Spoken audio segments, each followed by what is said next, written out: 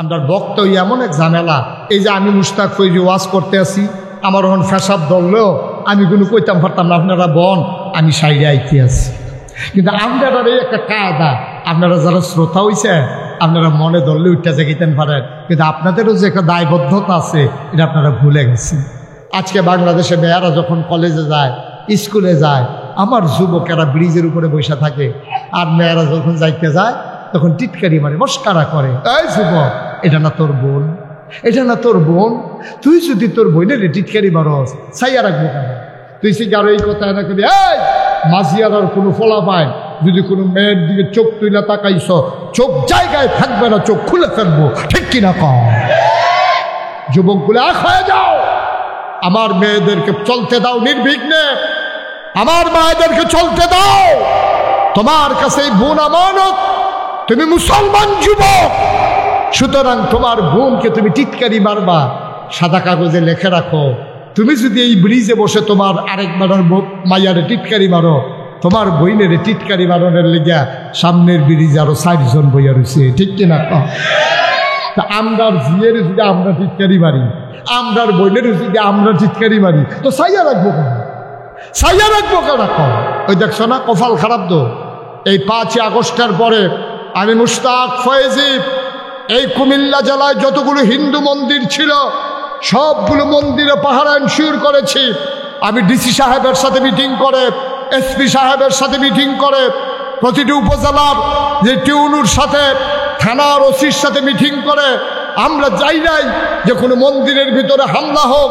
যেই মন্দিরের লোকগুলোকে আমরা পাহারা দিলাম তারা সংখ্যালঘু বলে আজকে তারাই আমার ভাইকে চিটাগঙ্গে হত্যা করে, ঠিক কিনা বলো? এই জন্য আমরা তাদেরকে পাহারা দিছিলাম না। আমরা মনে করেছিলাম তারা সংখ্যায় কম, তাদের উপরে যেন কেউ আঘাত না করে। সারাটা জীবন ভাই ভাই ঠাই ঠাই হয়ে একসাথে মিলেমিশে চলতে চাই। হিন্দু আমাদের শত্রু না। তোমরা হিন্দু হিন্দু মনে করো কেন? আমরা মুসলমানরা মনে করি আমরা 1 নম্বর আমাদের পরিচয় আমরা মুসলমান, তারপরে আমাদের সবার একটাই পরিচয় আমরা বাংলাদেশে অবস্থান করি। হিন্দু হোক, বুদ্ধ হোক, খ্রিস্টান হোক, মুসলমান হোক, আমরা সবাই বাংলাদেশি, ঠিক কিনা বলো? সুতরাং তোমার দেশও বাংলাদেশ, আমার দেশও বাংলাদেশ। তোমরা খালি সংখ্যায় কম, সংখ্যায় কম, আমরারে মারে, আমরারে গুতায়। আরে বেটা মার ফেরো তো বাচ্চা এমনি থাকে না, তোরা যেমনি বাংলাদেশে আসো, মার ফেরো এমনি বাচ্চায় থাকে না। একটা হিন্দু টের পাও নাই। মূর্তি পূজার সময়, তোমাদের দুর্গা পূজার সময় আমাদের মুসলমান ছেলেরা তোমাদের নিরাপত্তা এনশিওর করে, তোমাদের উপরে আঘাত করে না, টিটকারি মারে না, মস্কারা করে না। তোমাদের ধর্ম তোমরা করো। আজকে তোমরা আমাদের উপরে চড়াও হয়েছ 92 জন মুসলমান। আমরা বলেছি ওরা বুঝে নাই, ওরা বুঝে নাই, এজন্য আমরা অবুঝের মতো কাজ করব না। ওরা মুসলমানের উপর আক্রমণ করেছে, ওরা বুঝে নাই কোন জায়গায় হাত দিছে। আমরা মুসলমান, আমরা ইনশাআল্লাহ ধৈর্যের পরিচয় দেব, ঠিক কিনা বলো? দেশ আমার দেশ, এই দেশকে ভালো মন্দ দেখে রাখা আমাদের দায়িত্ব। আমরা যুবকেরা সেই দায়িত্ব পালন করবে ইনশাআল্লাহ। আল্লাহ যেন কবুল করে, সবাই বলি আমিন। ভাই আমরা বক্তা হইল একটা বিপদ। ও বন্যা এদিকে সান না, সান এদিকে সান। হ্যাঁ হ্যাঁ হ্যাঁ, এবার গেট লক বাসো যদি তুইলা দিতে পারস, গেট লক বাসো যদি কাশপুরে তো তুইলা, গেট লক বাসো যদি এবার তুইলা দাও, এবার আল্লাহ কন্ট্রাক্টারে গেট খুলতো না, এই ফেসাব লই এবার নবীনগর যাইব গা, হ্যাপলা ফেসাব লাগতো না, এটাই কইতাম ইসলাম। আমরা বক্ত এমন এক ঝামেলা। এই যে আমি মুশতাক ফৈজি ওয়াজ করতে আসি, আমার এখন ফেসাব ধরলেও আমি কোনো কইতাম পারতাম না আপনারা বন, আমি সাইডে আইতে আছি। কিন্তু আপনারা এই একটা কায়দা, আপনারা যারা শ্রোতা হইছে আপনারা মনে ধরলে উঠতে জাগিতেন পারেন, কিন্তু আপনাদেরও যে একটা দায়বদ্ধতা আছে এটা আপনারা ভুলে গেছেন, এটা আপনারা ভুলে গেছেন। তুমি কেমন মাইক লাগাইলা বাবা? ও আজ শুরুর থেকে পিছের থেকে কইতাছে শোনা যায় না, শোনা যায় না, তো মাইক লাগাই শুরুতে দি কি হত্যা লাগাইছ? তার শুনে আওয়াজ হয় না কেন?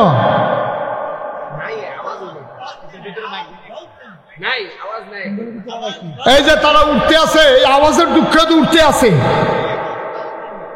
দেখি পিছনে আওয়াজ দাও দেখি। ভাই আমি খেয়াল করতে আছি, দাঁড়ান, পিছনে আওয়াজ দাও। শোনা যায়? এই যে হাতে তো তুলে না, শোনা যায় কি? যায় না যায় না এটা তো বুঝতেছি না। হলো যায়নি?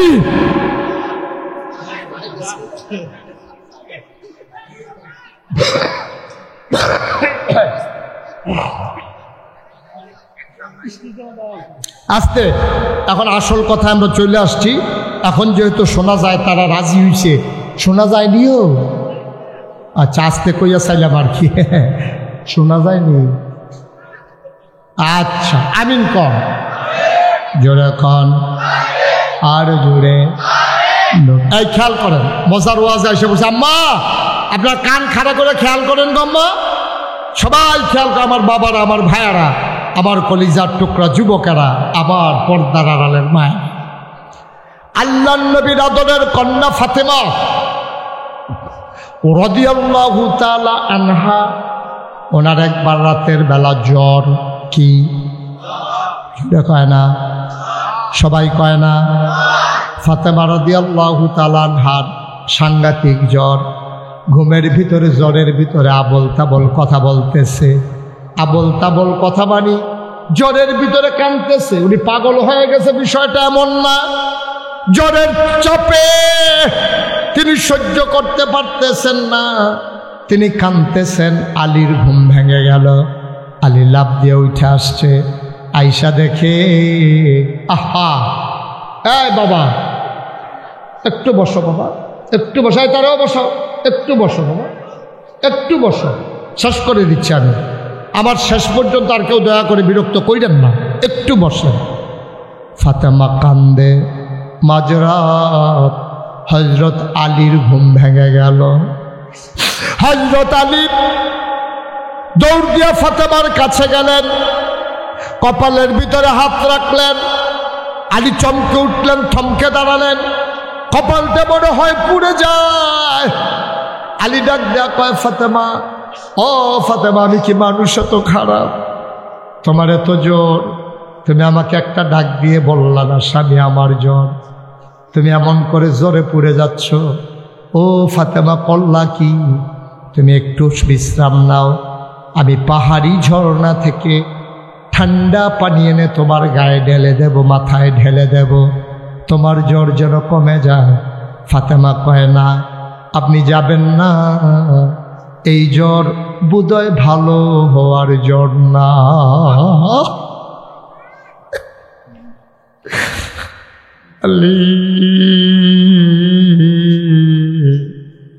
আমি বোধহয় আর বাঁচব না। আলী কাঁদতেছেন। জ্বর কি মানুষের হয় না? জ্বর হলে কি মানুষ মরে যায়? এটা তুমি কি বললা ফাতেমা? আপনার বোধহয় মনে নাই, আব্বা যখন অসুস্থ ছিলেন আমি আব্বারে দেখতে গেছিলাম। আমার কান্না দেখে আব্বা ডাক দিয়ে আমার সান্ত্বনা দিছিলেন, কানে কানে একটা কথা বলছিলেন। আমি আরো হাউমাউ করে কাঁদতেছিলাম। এবার আমার কান্না দেখে আব্বার বড় মায়া। আব্বা ডাক দিয়ে কয়, ফাতেমা আয় কাছে আয়। এবার কানে কানে একটা কথা বললেন। আমি মুচকি মুচকি হেসেছিলাম। কেউ টের পায় নাই কেন আমি কাঁদলাম, কেন আমি হাসলাম। আব্বা আমারে ডাক দিয়া কানে কানে কয়, ফাতেমা গো, ও ফাতেমা আর কান্দিস না, তুই আর দুনিয়াতে চিন্তা করে লাভ নাই। তোর আব্বার সময় শেষ হয়ে গেছে, দুনিয়ায় থাকার জায়গা না। আমি ইন্তেকাল হবে আমার, কান্নাকাটি করে কি করবি? এই কথা শোনার পরে আমি কান্না আরো বাড়িয়ে দিলাম। আবার আব্বা আমারে ডাক দিয়া কানে কানে কয়, ফাতেমা, ও ফাতেমা, তোর জন্য একটা খুশির খবর আছে ফাতেমা। কয়, এই আমি যখন মরে যাব, আমার পরিবারের ভেতরে সবার আগে জান্নাতে যেই মানুষটার সাথে দেখা হবে সে হইল আমার ফাতেমা।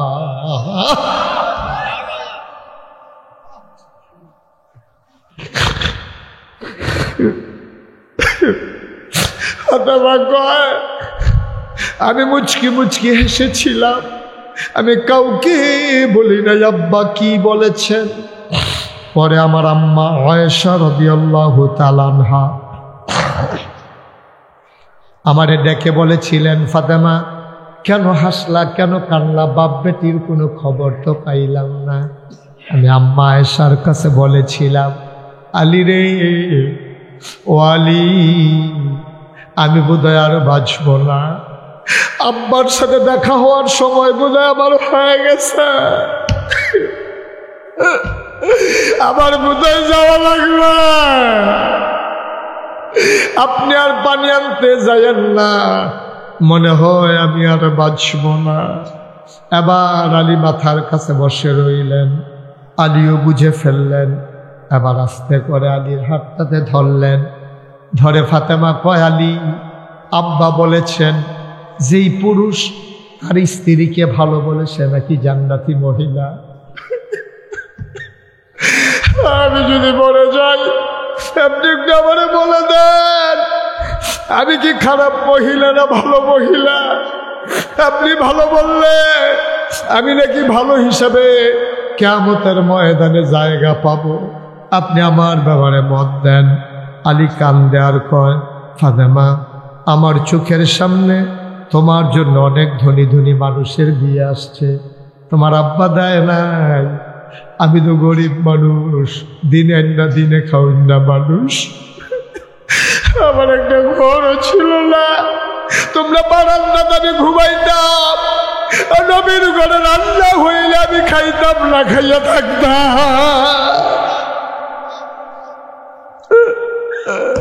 আমি গরিব মানুষ, আমার ঘর নাই, আমার ঘুমানোর জায়গা নাই, আমার খাবারের মতো কোনো জায়গা নাই। নবীজি আমারে ডাক দিয়া কয়, আলী, ও আলী, আয় আয় আয়, ফাতেমারে তোর হাতে তুলে দিতে চাই। ফাতেমা কেঁদে কেঁদে বলেছিলেন, আব্বা, আপনি কি আর মানুষ পাইলেন না? যে মানুষটার একটা ঘর নাই, খাওয়ার জায়গা নাই, আপনি এমন একটা মানুষকে আমার স্বামী বানাই দিলেন। আল্লাহর নবী ডেকে বলেছিলেন, ফাতেমা, আমি মানুষ চিনি, মদিনার বুকে আলীর মতো বীর পুরুষ আর প্রিয় স্বামী তুই আর একটাও খুঁজে পাবি না। এমন স্বামী তুই আর পাইবি না গো ফাতেমা। তুই দেখে নি, তোর ঘরটায় সম্পদ থাকবে না, কিন্তু সুখের অভাব হবে না। সম্পদ থাকবে না কিন্তু সুখের অভাব হবে না। আজকে বাংলাদেশের মহিলারা সম্পদ তালাশ করে, মহিলা আজকে সুখ তালাশ করে না। ঘরগুলা জাহান্নাম হয়ে গেছে। রঙিন টিভি আছে, ফ্রিজ আছে, ওভেন আছে, সব আছে, ঘরের ভিতরে স্বামী স্ত্রীর মহব্বত নাই, ঠিক কিনা? ফাতেমা, কথা মনে আছে তো নাকি? আলী কয়, ফাতেমা গো, আমার কপাল বড় ভালো, তোমার মতো জামাই পাইছি। ও ফাতেমা, আমার কপাল বড় ভালো, তোমার মতো স্ত্রী আমার স্ত্রী, নবীর আদরের কন্যা, তোমার উপযুক্ত আমি না। তারপরও নবীজি দয়া করে দিয়েছেন। তোমার মতো মহিলা কি আর হয় নাকি? এবার আলী ডাক দেয়া কয়, ফাতেমা, তুমি কথা আদায় করে নিয়েছ, আমারও দক্ষ আছে, তুমিও বলে দাও আমি কেমন স্বামী গো ফাতেমা। আমি তো তোমার একটা নাকের ফুল কিনে দিতে পারি নাই, দুইটা কানের দুল কিনে দিতে পারি নাই, কোনদিন একটা হাতের দুইটা বালা, গলার একটা মালা, বেনারসি কাফান দিতে পারি নাই, মেকআপ বক্স দিতে পারি নাই, চাহিদা মতো খাবার দিতে পারি নাই। ও ফাতেমা, গরিব স্বামী তোমার আলী, তার ব্যাপারে তোমার কি মতামত? ফাতেমা কান্দে আর কয়, আলী, ও আলী, আমি সুখী, আপনার বিরুদ্ধে আমার কোনো অভিযোগ নাই। ফাতেমা কয়, হাসান হুসেন একটু ডাকেন। ছোট্ট মানুষ ঘুমিয়ে আছে ওরা। হাসান হুসেন দুই পার্শ্বে বসলেন। ফাতেমাও কান্দে, আলীও কান্দে, হাসান হুসেন ছোট্ট মানুষ কান্দে। এবার ফাতেমা আসল কথাটা শোনো। আবার ফাতেমা আলীর হাতটাতে খপ করে ধরে কয়, আলী আমার একটা অনুরোধ আছে, আমি তো মরেই যাব, কিচ্ছু চাওয়ার নাই, আমার একটা মাত্র চাওয়া আছে। কয় কি চাও ফাতেমা?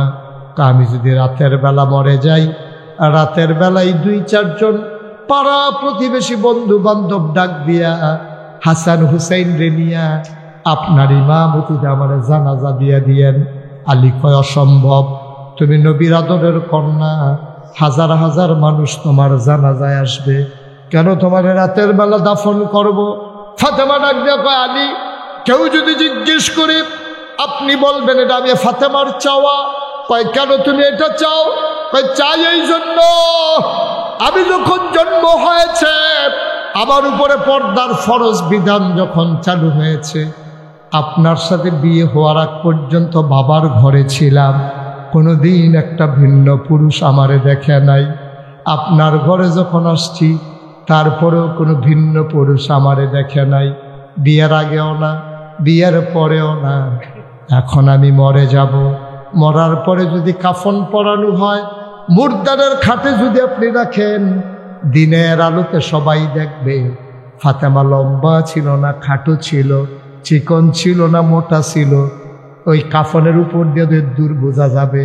আমি দূর বুঝাইতে চাই না, জীবনে বিয়ের আগে বিয়ের পরে কোনোদিন কোনো মহিলার সামনে কোনো পুরুষের সামনে যাই নাই।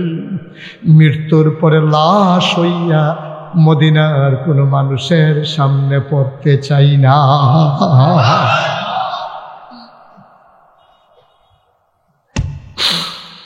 আমার জিয়ারার মায়েরা, আমার বোনেরা, ফাতেমা তো তোমাদের মতো একজন মহিলা। তোমরা বাজারে চলে যাও, দোকানে চলে যাও, রাস্তায় চলে যাও, বেড়াইতে মেহমান আসলে মেহমানের সামনে চলে যাও, আম্মা তুমি ভালো না হইলে মেয়ে ভালো হবে না, তুমি ভালো না হইলে সন্তানগুলো ভালো হবে না, তুমি ভালো না হইলে তোমার স্বামী ভালো হবে না। আজকে তুমি পর্দার ভিতরে যাও, তোমার ঘরটা জান্নাতের টুকরা হয়ে যাবে, ঠিক কিনা? আমি তোমাদের শত্রু না গো আম্মা, এমনি বুঝাইয়া বুঝাইয়া কেউ তোমারে বলবে না, কেউ বলবে না গো আম্মা তো মায়া নিয়া। আমি তোমাদের আপন মানুষ গো আম্মা, তোমাদের বাড়ি আমাদের বাড়ি অনেক দূর না, আমি তোমাদের শত্রু না, আমি ঢাকার হুজুর না, আমি চিটগঙ্গের হুজুর না, আমি সিলেটের হুজুর না, আমি তোমাদের মানুষ। আমার বাড়ি ব্রাহ্মণপাড়ায়, তোমাদের বাড়ি নবীনগরে। হাতে পায়ে ধরে অনুরোধ করে বলে যায়, বাবা ও বাবা, তোমরা তোমার মেয়েদেরকে ঘরে সামলাও, স্ত্রীদেরকে ঘরে সামলাও, আর মায়েরা তুমি পর্দায় যাও, তোমার স্বামীকে পর্দায় নিয়ে আসো। তোমার মেয়ে কলেজে পড়ে আমার আপত্তি নাই, তবে তোমার মেয়ে বোরকা ছাড়া কলেজে যাবে না, ঠিক কিনা? আমার যুবকেরা, তোমাদেরকে এনশিওর করতে হবে। আজকে বাংলাদেশে মেয়েরা যখন কলেজে যায়, স্কুলে যায়, আমার যুবকেরা ব্রিজের উপরে বসে থাকে, আর মেয়েরা যখন যাইতে যায় তখন টিটকারি মারে, মস্কারা করে। এই যুবক, এটা না তোর বোন, এটা না তোর বোন, তুই যদি তোর বোনের টিটকারি মারস, ছাইয়া রাখবো কেন? তুই সে আরো এই কথা না করবি, এই মাঝিয়ার আর কোনো ফলা পায়, যদি কোনো মেয়ের দিকে চোখ তুইলা তাকাইছ, চোখ জায়গায় থাকবে না, চোখ খুলে ফেলবো, ঠিক কিনা কম? যুবকগুলো এক হয়ে যাও, আমার মেয়েদেরকে চলতে দাও নির্বিঘ্নে, আমার মায়েদেরকে চলতে দাও। তোমার কাছে এই বোন আমানত, তুমি মুসলমান যুবক, সুতরাং তোমার বোনকে তুমি টিটকারি মারবা, সাদা কাগজে লিখে রাখো। তুমি যদি এই ব্রিজে বসে তোমার আরেক মাইয়ারে টিটকারি মারো, তোমার বইনের টিটকারি মারনের লেগা সামনের ব্রিজে আরো 4 জন বইয়া রয়েছে, ঠিক কিনা? তা আমরার জিয়ের যদি আমরা টিটকারি মারি, আমরার বইনের যদি আমরা টিটকারি মারি, তো সাইয়া রাখবো কেন? সাইয়া রাখবো কেন? ওই দেখছো না কপাল খারাপ তো। এই 5ই আগস্টের পরে আমি মুশতাক ফয়েজি এই কুমিল্লা জেলায় যতগুলো হিন্দু মন্দির ছিল সবগুলো মন্দিরে পাহারা এনশিওর করেছি। আমি ডিসি সাহেবের সাথে মিটিং করে, এসপি সাহেবের সাথে মিটিং করে, প্রতিটি উপজেলার যে টিউনুর সাথে, থানার ওসির সাথে মিটিং করে আমরা যাই নাই যে কোনো মন্দিরের ভিতরে হামলা হোক, যেই মন্দিরের লোকগুলোকে আমরা পাহারা দিলাম তারা সংখ্যালঘু বলে আজকে তারাই আমার ভাইকে চিটাগঙ্গে হত্যা করে, ঠিক কিনা বলো? এই জন্য আমরা তাদেরকে পাহারা দিছিলাম না। আমরা মনে করেছিলাম তারা সংখ্যায় কম, তাদের উপরে যেন কেউ আঘাত না করে। সারাটা জীবন ভাই ভাই ঠাই ঠাই হয়ে একসাথে মিলেমিশে চলতে চাই। হিন্দু আমাদের শত্রু না। তোমরা হিন্দু হিন্দু মনে করো কেন? আমরা মুসলমানরা মনে করি আমরা 1 নম্বর আমাদের পরিচয় আমরা মুসলমান, তারপরে আমাদের সবার একটাই পরিচয় আমরা বাংলাদেশে অবস্থান করি। হিন্দু হোক, বৌদ্ধ হোক, খ্রিস্টান হোক, মুসলমান হোক, আমরা সবাই বাংলাদেশি, ঠিক কিনা বল? সুতরাং তোমার দেশও বাংলাদেশ, আমার দেশও বাংলাদেশ। তোমরা খালি সংখ্যায় কম সংখ্যায় কম আমরারে মারে, আমরারে গুতায়। আরে বেটা মার ফেরো তো বাচ্চা এমনি থাকে না, তোরা যেমনি বাংলাদেশে আসো মার ফেরো এমনি বাচ্চায় থাকে না। একটা হিন্দু টের পাও নাই। মূর্তি পূজার সময়, তোমাদের দুর্গা পূজার সময় আমাদের মুসলমান ছেলেরা তোমাদের নিরাপত্তা এনশিওর করে, তোমাদের উপরে আঘাত করে না, টিটকারি মারে না, মস্কারা করে না। তোমাদের ধর্ম তোমরা করো। আজকে তোমরা আমাদের উপরে চড়াও হয়েছ ৯২ জন মুসলমান। আমরা বলেছি ওরা বুঝে নাই, ওরা বুঝে নাই, এজন্য আমরা অবুঝের মতো কাজ করব না। ওরা মুসলমানের উপর আক্রমণ করেছে, ওরা বুঝে নাই কোন জায়গায় হাত দিছে। আমরা মুসলমান, আমরা ইনশাআল্লাহ ধৈর্যের পরিচয় দেব, ঠিক কিনা বলো? দেশ আমার দেশ, এই দেশকে ভালো মন্দ দেখে রাখা আমাদের দায়িত্ব। আমরা যুবকেরা সেই দায়িত্ব পালন করবে ইনশাআল্লাহ। আল্লাহ যেন কবুল করে, সবাই বলি আমিন। ৩৩ বছর মুশতাক ফৈজি মাহফিল করি, ৩৩টা বছর মাহফিলে কদম দিলে মাহফিলের ওজন বুঝি। আজকে তোমাদের মাহফিলে কদম দিয়া আমার মন সাক্ষী দিয়েছে তোমাদের মাহফিল আল্লাহ কবুল করে নিয়েছে। এই কবুল হওয়া মাহফিলটাতে একটা লোক এখন থেকে আর উঠা ঠিক হবে না। যারা মাঝে দিয়ে হাঁটতেছো বাসের কাছে দিয়া বসে গেলে ভালো হবে। এই কবুল হওয়া মাহফিলটাতে আমরা আব্বা আম্মার জন্য দোয়া করব, দরকার আছে নাকি নাই? সুন্দরী মাদ্রাসা করা হয়েছে, যে মানুষগুলো মাদ্রাসা দিয়েছেন, হ্যাঁ, আব্দুল হাকিম ইসলামিয়া হাফিজিয়া মাদ্রাসা যারা পরিচালনা করেন, এই এলাকার মানুষেরা, সাজ্জাদ সাহেব না মাদ্রাসা দিয়েছেন, কে? কামাল সাহেব। কই কামাল সাহেব কই? Okay fine. বয়স্ক মানুষ তো একটু বয়সের ভারে নজর হয়ে গেছেন, সারাদিন পরিশ্রম করেছেন। এই প্যান্ডেলটার ভিতরে আমরা সবাই মিলে মাদ্রাসার তারা দিয়েছেন, ঠিক আছে, কিন্তু আমাদের সন্তানরা এই মাদ্রাসায় পড়বে, আমাদের এই 3 বাচ্চাগুলো মাদ্রাসায় পড়বে। আমরা সবাই মিলে এখন দোয়া করব। দোয়া করে আমি বলছিলাম একটা লোক কতবার একটা কথা বলা যায়, এতবার বললে ভাল লাগে? আপনাদের তো বিরক্ত লাগবে, হুজুর শুরু করছে কি, কিন্তু আপনারা কি শুরু করছেন এটা তো কেউ জিজ্ঞেস না। এতবার বলার দরকার কি? মাহফিল শেষ হবে আমরা সবাই মিলে বাড়িতে চলে যাবো, এতবার বলার আবার ঠেকা রাখি। আপনি উঠেন দেখছেন, আমি কোরআন লাগে, আপনি না উঠতে চান, আমার দেখা যায় বারবার কোয়ার দরকার নেই। যেটা দেখি ট্যাফরা কোটার যে টিপ দিয়ে সাইডে দিলে খালি উঠতে থাকবো আওয়াজ। কেন উঠেন আপনি? মাহফিল শেষ হয়ে গেছে, এখন আব্বা আম্মার জন্য দোয়া করবেন। আপনি যে আব্বার লেগে দোয়া না করে যাইতে আছে, তা আপনি কি মনে করছেন আপনি মরলে আপনার ফুটে আপনার লেগে দোয়া করবো? অসম্ভব, অসম্ভব। সবাই মিলে মাদ্রাসাটাকে দাঁড় করাই নেওয়া লাগবে।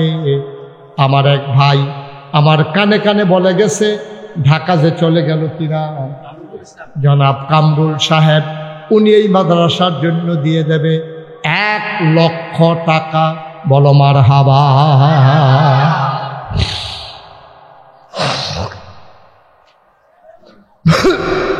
কবুল করো, মঞ্জুর করো, মনের আশা পূরণ করে দাও। আমার ভাই 1 নম্বরে দিল 1 লক্ষ টাকা। ভাই উঠবেন না, লম্বা কালেকশন আমি করি না, এখনই শেষ করে দেব। 2 নম্বর, একটা লোক লাভ দিয়া দাঁড়াও, হুজুর দোয়া করে দেন, আমি 1 লাখ পারবো না, আমি দিয়ে দেব 50,000 টাকা। আছেন 50,000 টাকা? একটা ভাই আছেন যে হুজুর ইনশাল্লাহ 3খানা মাদ্রাসায় আল্লাহ অনেক দিয়েছে, টাকা দিয়ে কি করব? মাদ্রাসা ইনশাআল্লাহ 50,000 টাকা দিয়ে দেব, পারবেন একজন? বাবা এই বাবা বসো বসো, এই আছেন একজন? 50,000 টাকা দেওয়ার মতো আছেন একজন?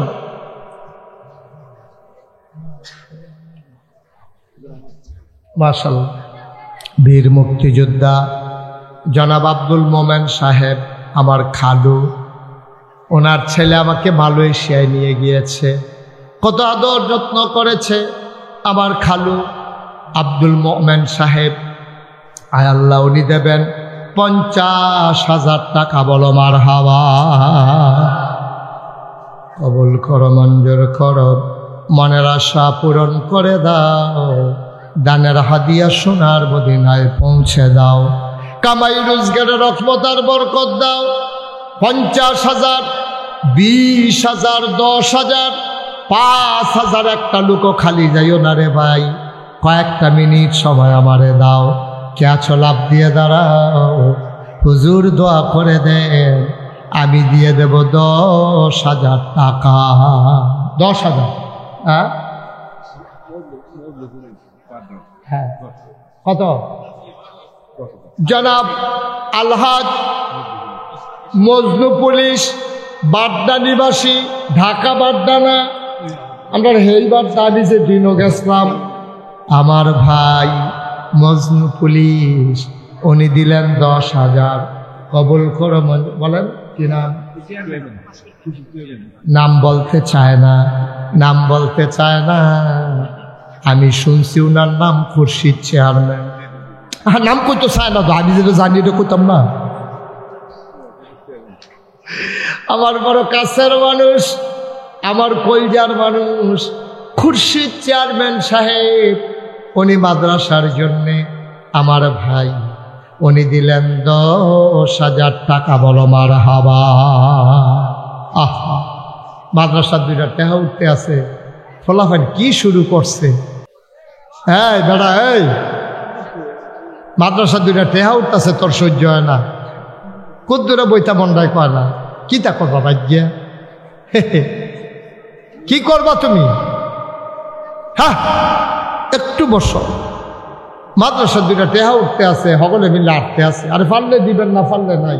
সবার টাকা কি সব কামো লাগে নাকি? যারও কত বাস হয়, সব দিকে মসজিদও লাগে, মসজিদও লাগায়, ব্রিজও লাগায়, ল্যাট্রিনও লাগায়, বাস তো কত জায়গাতে লাগে। আপনার টাকা সব না, মসজিদও লাগতো না তো, মাদ্রাসায় লাগবে না। 3 নাম্বার, একটা লোক আমার দরকার। মজনু পুলিশ দিল 10,000, চেয়ারম্যান সাহেব দিল 10,000। কি নাম? ওমর ফারুক ভাই। আব্বা আম্মার জন্য দোয়া চায়। আরে মুরব্বী মানুষ, আমি গুনাহগারের হাতে হাদিয়া দিছে। আল্লাহ আব্বা আম্মার কবরটারে জান্নাত। কেডা আপনি? তুমি দিছ? কেডা জানি 100 টাকা দিছে দোয়ার লাগিয়া। আরে মাশাআল্লাহ, আরেকটা ছেলে দিছে 100 টাকা দোয়ার জন্য। আল্লাহ তুমি কবুল করো। সবাই কনা আমিন। শুনেন, আমরা সবাই তওবা করি। আগে জোরে জোরে কইবেন, আমার লোকে পড়বেন। আউযু বিল্লাহি মিনাশ শাইতানির রাজিম, বিসমিল্লাহির রহমানির রহিম। শুনেন, আমরা যখন তওবা করতে আসি, অনেকে এরকম লোক আছে এখনো যে হুজুর আমি মাদ্রাসার 20 টাকা দিতাম, চাই দিতাম, ফারাননি। না ফারানের কি আছে? হ্যাঁ, একজনে 20,000 দিব, আরেকজনে 20 টাকা দিব। আমার ছেলেরা আসতেছে, ভলান্টিয়াররা কই? তোমরা ভিতরে যাও। সব জায়গা দিয়ে ভলান্টিয়ার ঢুকে 1 মিনিট সময়। ভলান্টিয়াররা আপনিও ঢুকেন। হ্যাঁ, মহিলা প্যান্ডেলেও যারা 2-1 যান। আর এই দিক দিয়ে আমার ভলান্টিয়াররা কই? একজনও তো ঢুকে না, কইতেন নি? ঢুকো, যাও, বিসমিল্লাহ, যাও, হাতে নাও, হাতে নাও। সবাই আমার সাথে পড়েন। আর এই ফাঁকে তারার কাছে এই মাদ্রাসার লেগে যে যা পারেন দেন, দেন, সবাই দেন। আর আমরা সবাই মিলে দোয়া করি আল্লাহ যেন কবুল করে। আচ্ছা, এটা রাখো, এটা এখানে রাখো। হাদিয়া। আরে বড় লোকে রাতি, গরিবের নাতি। এবার নাতি, এবার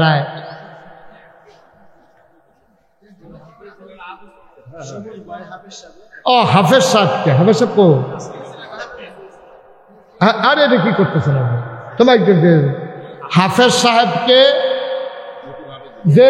যে ছেলেরা নতুন হাফেজ হয়েছে, তারে ফাঁসে 1000 টাকা দিচ্ছে একজন, এটা ফার্স্ট টাকা দিয়েছিল। আচ্ছা হ্যাঁ বুঝছি এতক্ষণে না কোথায় হয়েছে, এটা ফলার শিক্ষা না। হ্যাঁ যাও সবাই পড়ো, আউযু বিল্লাহি মিনাশ শাইতানির রাজিম, বিসমিল্লাহির রহমানির রহিম, আস্তাগফিরুল্লাহ রাব্বি মিন কুল্লি যামবি ওয়া আতুবু ইলাইহি লা হাওলা ওয়ালা কুওয়াতা ইল্লা বিল্লাহিল আলিয়্যিল আযীম। হে আল্লাহ, হে আল্লাহ, ইচ্ছা অনিচ্ছায় প্রকাশ্যে গোপনে শয়তানের কুমন্ত্রণায় পড়ে, নফসের তাড়নায় পড়ে জীবনে যত গুনাহ করেছি, কবিরা সগীরা শিরক বেদাত সমস্ত গুনাহ থেকে খালেস অন্তরে তওবা করতেছি। হে আল্লাহ, হে আল্লাহ, হে আল্লাহ, গুনাহ মাফ করে দাও, তওবা কবুল করে নাও। আশহাদু আল্লা ইলাহা ইল্লাল্লাহু ওয়াহদাহু লা শারীকা লাহু ওয়া আশহাদু আন্না সাইয়্যিদানা হাবিবানা মাওলানা মুহাম্মাদান আবদুহু ওয়া রাসূলুহু সাল্লাল্লাহু আলাইহি ওয়াসাল্লাম। আমিন আমিন আমিন। সবাই যারা টাকাগুলো উঠাইছেন নিয়ে আসেন। একটা জরুরি কথা শুনেন, আপনারা নাগাইশ দরবারে অনেকে জানবেন, আমার খালু গেছিল, ওনার সাথে আরো কিছু লোক এই এই হ্যাঁ কি দোকানদার হারেস মিয়াক ভাই, উনি মাদ্রাসায় 5000 টাকা দিয়েছে। ওকে সবাই পড়ে না। আমি তো যেই কথাটা বলতেছিলাম, আপনারা আমার সম্পর্কে এত ধারণা নাই, যেহেতু আমি এই এলাকায় আসি কম। আপনারা তো আমার নাম শুনছেন, লেখা দেখছেন পীর সাহেব। আমি কিন্তু পীর সাহেব হতে চাই নাই, কিন্তু আল্লাহর কুদরত তো, আমার কোনো আকাঙ্ক্ষাও ছিল না, আমার কোনো চাহিদাও ছিল না। আমি পীর সাহেব হব এই চিন্তাও ছিল না। আল্লাহর খাস মেহেরবানি, আমার দাদা ছিলেন ফুরফুরার একজন বড় পীর। ওনার এন্তেকালের আগে উনি সবাইকে ডাকাইয়া বললেন যে আমি কোন সময় মরে যাই, এই দরবার কে চালাবে? তো সবাই বলছে যে হুজুর আপনি বলেন কে চালাবে? কয় আমার ছেলে, মানে আমার আব্বা, উনি এন্তেকাল, আস্তে পরে পরে পরে বসে, আমার আব্বা এন্তেকাল করেছেন আগে। এই এই ভাই একটু বসেন না, বসেন। তো আমার আব্বা এন্তেকাল করেছে দাদার আগে। তো দাদা তখন বলল ঠিক আছে, আমার আদরের নাতি মুশতাক ফৈজি দরবারের দায়িত্ব পালন করবে। তা আমার এই যখন দায়িত্ব, আমি হাউমাউ করে কানলাম। আমি বললাম আমার বড় ভাই আছে, আমার 3 জন চাচা আছে, আপনি ওনাদেরকে দেন, আমার উপরে দরকার কি, আমারে কেন দেবেন? দাদা বলছে আমি বুঝছি কারে দিয়া হবে, এই জন্য তোমারই দায়িত্ব দেওয়া হল। আমি দায়িত্ব নেওয়ার সময় বললাম দাদা আপনি যদি আমার পীর সাহেব বানাইতে চান তাহলে আমার একটু জমিন দেওয়া লাগে। কয়তো জমিন দিয়া কি করবো? আমি বললাম কাজ আছে। উনি মাত্র 9 শতক জমিন দিচ্ছে আমার। এরপর আমি জমিন দেওয়া শুরু করছি।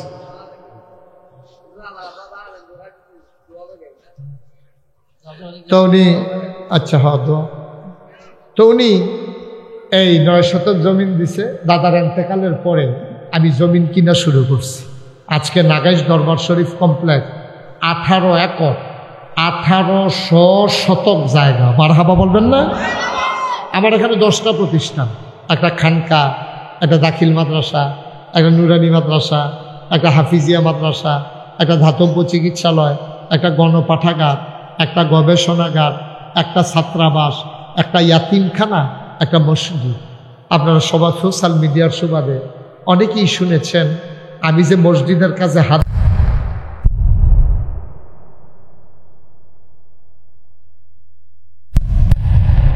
তালায় 3 তলায় মসজিদ, সুবহানাল্লাহ বলবেন না? ফ্রি হাসপাতাল, 19,000 স্কোয়ার ফিট হাসপাতাল, আর দোতলা 3 তলায় মসজিদ। আমার এই মসজিদের প্রাক্কলিত ব্যয় ধরা হয়েছে 15 কোটি টাকা। গত জুন মাসের 1 তারিখে 1 তলার ছাদ হয়েছে। তখন ইঞ্জিনিয়ার বলল যে হুজুর, আমরা যে 15 কোটি চিন্তা করছিলাম, 15তে হবে না, এটা লাগবে 30 কোটি টাকা। মারহাবা বলবেন না? আমি বললাম যে এত বড় মসজিদ কেমনে করব? তখন আমি একটা নিয়ত করলাম যে আল্লাহ, মুশতাক ফৈজি 33 বছর মাহফিল করে বাংলাদেশে, কম বেশি তো হাদিয়া পাই, 1 বছরে মাহফিল করে যত টাকা হাদিয়া পাই, পুরো 1 বছরের হাদিয়া আমি আমার মসজিদে দান করে দেব ইনশাআল্লাহ। এটা কোনো অহংকার গর্ব না। বাংলাদেশে ফির সাহেব পাইবেন, বাংলাদেশে ফির সাহেবের অভাব নাই। আমি এক মুডে, আমি কোনো ধনী মানুষ না, আমি জমাইয়া 1 বছর লাগাইয়া 25 লক্ষ টাকা আমি একসাথে মসজিদও দিয়া তারপরে কাজ শুরু করছি। সুবহানাল্লাহ কইতেন না? 25 লক্ষ টাকা আমি এক মুডে দিছি, দিয়া কাজ শুরু করছি। আল্লাহর খাস মেহরবানি, গতকালকে আসার সময় দেখলাম 4 কোটি 25 লক্ষ টাকা খরচ হয়ে গেছে। আমার রড আছে, সিমেন্ট আছে, কলামের কাজগুলো চলতেছে। এই রোজার আগেই আমরা দোতলার ছাদরা দেওয়ার নিয়ত করছি। সবাই দোয়া করতেন না? বলেন আমিন। দোতলার ছাদরা, আমি এই মসজিদটা আমার একটা স্বপ্ন। আমি আজকে যে মাহফিল থেকে নাগাইশে যাব, গিয়া আমার ড্রাইভার, আমার খাদের, তারা রুমে চলে যায়, আমি গিয়া মসজিদের ছাদে উঠি। ওইটা সেটা আমি চতুর্দিকে চাই, আকাশের দিকে তাকাইয়া কান্দি, আল্লাহ কেউ যাক না নাই, তুমি তো ঘুমাও না, আর আমি সজাগ, আমি একটু পরে ঘুমাবো। আল্লাহ তোমার কাছে ভিক্ষা চাই, আমার একদূর হায়াত দাও, যেন মসজিদের কামটা শেষ কইরা তারপরে যেন আমার মৃত্যু হয়। আমিন বলবেন না? আমার মনের সব। আল্লাহ নবী বলেছেন, মান বানা লিল্লাহি মাসজিদান বানাল্লাহু লাহু বাইতান ফিল জান্নাহ, যে দুনিয়ায় মসজিদ বানাবে আল্লাহ নাকি জান্নাতে তার জন্য ঘর বানাবে। সুবহানাল্লাহ বলবেন না? এই প্যান্ডেলে যারা আছে, আবার অনেক টাকার দরকার নেই, কিন্তু একটা লোক আমি দেখতে চাই না যে আপনি 2টা টাকা দেন। আচ্ছা কি হবে? আপনি 2 টাকা না দিলেও মসজিদ হবে, কিন্তু আপনার 2 টাকা দেওয়ার কারণে আপনি মসজিদ বিনির্মাণে একজন গর্বিত সৈনিক হলেন। আপনি একজন সৈনিক হলেন, আল্লাহ জান্নাতে ঘর দিবে। আমি যে 25 লাখ দিছি, আমারে দেওয়ান লাগলে 2 টাকা দেউন না বাজারও দেওয়ান লাগবে, ঠিক নিও। সুতরাং আমি আপনাদের কাছে আবদার করলাম, আমার এই মসজিদটার জন্য যারা পারেন 5,000, 10,000, 1,000, 2,000, একটা লোকও দয়া করে খালি যাইয়েন না। আমি চাওয়ার আগে আমার এক ভাই না 2,000 টাকা দিয়ে গেছে। আপনি একটু আগাইয়া বসেন, একটু ধরা লাগে। আমার আরেক ভাই, উনি দিছেন কিছু টাকা, মাশাআল্লাহ, এই যে দেন না, মাশাআল্লাহ। আমার আরেক ভাই, উনি দিয়েছেন 1,000 টাকা। হ্যাঁ মাশাআল্লাহ। আমাদের চেয়ারম্যান সাহেব, সাবেক চেয়ারম্যান সাহেব, উনি নিয়ত করে আইছে ঢাকার থেকে, আমি 5,000 টাকা। বলেন মারহাবা। আরেক ভাই দিছে 1,000 টাকা। ভাই গরিব হবেন না, মরেও যাবেন না, কিন্তু এটা একটা কথা থাকবো, ইতিহাস থাকবো যে আপনিও মসজিদে একজন গর্বিত সৈনিক। একটা লোকও খালি যাওয়া যাবে না। আপনি 10 টাকা দেন, মাশাআল্লাহ। আমাদের মুফতি না, তো তারাই তো দিব, তারা তো ইসলাম জেদ্দুল বুঝছে, আমরা কেন বুঝতাম পারছি। মুফতি সাহেব মানুষ 1,000 টাকা দিছে। আল্লাহ তুমি কবুল করো। আরেক ভাই দিছে 500। একজনও খালি যাইয়েন না। এই যারা আছো তোমরা একটু ভিতরে যাও, যারা ইউটিউবাররা আছো তোমরা একটু ভিতরে ঢুকো। 100, 200, 500। মাশাআল্লাহ। শুক্কুর গাজীর পুত দরিকান্দির ছেলে, উনি 5,000 টাকা দিছে মাদ্রাসায়। আমার মেম্বার সাহেব 100 টাকা দিয়েছে। আচ্ছা নিয়ে নাম্বার নিয়ে যাই। আল্লাহ যেন কবুল করে। সবাই মিলে আমরা দোয়া করি, যে যা পারেন শরীক থাকেন। তোমরা যারা টাকা দিছো বসো, আমরা এখন দোয়া করব, বসো। আল্লাহ যেন কবুল করে। মাশাআল্লাহ, মাশাআল্লাহ। হ্যাঁ, যারা টাকাগুলো উঠাইতেছেন, মহিলা প্যান্ডেলে আমাদের এই এলাকার একজন ভাই যাইয়েন, মহিলা প্যান্ডেলে একজন যাইয়েন। আমার মা বোনেরা যদি কিছু দিতে চায় নিয়ে আসে। আচ্ছা, আপনার বিকাশ নাম্বারটা নিয়ে যাই। হ্যাঁ, এইটালি থেকে এক ভাই, উনি 5,000 টাকা দেবেন নিয়ত করেছেন। 01705 289851 289851 01705 উনি লেখা দিতেছে আপনার। জি, সবাই মিলে আমরা দোয়া করি। আল্লাহুম্মা আমিন। রব্বানা যালামনা আনফুসানা ওয়া ইল্লাম তাগফির লানা ওয়া তারহামনা লানাকুনান্না মিনাল খাসিরিন। রব্বানা আতিনা ফিদ দুনিয়া হাসানাতাও ওয়া ফিল আখিরাতি হাসানা ওয়া কিনা আযাবান্নার। আয় আল্লাহ তাআলা, আমাদের জীবনের সমস্ত গুনাহগুলো তুমি মাফ করে দাও। এই জীবনে আমরা আর গুনাহ করব না। আয় আল্লাহ তাআলা, আমি ধনী বুঝি না, গরিব বুঝি না, আমি মূর্খ বুঝি না, শিক্ষিত বুঝি না, আমি পুরুষ বুঝি না, মহিলা বুঝি না, নেককার বুঝি না, গুনাহগার বুঝি না। এই মুহূর্তে যারা যেমন করে শরীক হইল, সবার দানগুলারে তুমি মাওলা কবুলার মঞ্জুর করে না। আয় আল্লাহ তাআলা, এই এলাকার আল্লাহ সবগুলা মানুষকে তুমি কবুলার মঞ্জুর করে নাও। পাশেই কবরস্থান মাওলা, এই এলাকার মানুষগুলোই কবরে ঘুমিয়ে আছে, কবরস্থানটারে তুমি মাওলা জান্নাতের টুকরা বানাইয়া দাও। যারা এই ঈদগাহ করল, যারা এই মাদ্রাসা করল, তুমি মাওলা সবাইকে কবুলার মঞ্জুর করে নাও। আয় আল্লাহ তাআলা, ঘরে ঘরে এই মাদ্রাসার ছাত্র তুমি তৈরি করে দিও। ইয়া রাব্বাল আলামিন, ও মাওলা রব্বে কারিম, আমি আসি আর না আসি, আমি থাকি আর না থাকি, আজকের এই মাহফিল উপযুক্ত খাদেম দিয়া কিয়ামত পর্যন্ত তুমি মাওলা কায়েম আর দায়েম রেখে দিও। ইয়া রাব্বাল আলামিন, ও মাওলা রব্বে কারিম, সবাই আমরা তোমার কুদরতিতে সফরদ হয়ে গেলাম, তুমি মাওলা আমাদের জমিনদার হয়ে যাও। আয় আল্লাহ তাআলা, এই মাদ্রাসার যত অভাব আছে তুমি দূর করে দাও, যত চাহিদা আছে পূরণ করে দাও।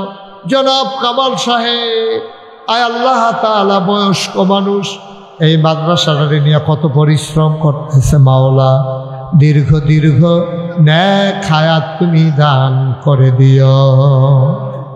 রব্বানা ফাগফির লানা যুনুবানা ওয়া কাফির আন্না সাইয়্যাতিনা ওয়া তাওয়াফফানা মা'আল আবরার। আমিন আমিন আমিন ইয়া রাব্বাল আলামিন। হায়াত যেদিন শেষ হয়ে যাবে, রুহু যেদিন গলার মাঝামাঝি আটকে যাবে, ওই কঠিন মুসিবতের সময় তুমি রাজি থেকে তোমার হাবিবকে রাজি রেখে আমাদের কণ্ঠে ওই মধুর কলেমা তুমি জারি করে দিও, লা ইলাহা ইল্লাল্লাহু মুহাম্মাদুর রাসূলুল্লাহ সাল্লাল্লাহু আলাইহি ওয়াসাল্লাম। আসসালামু আলাইকুম।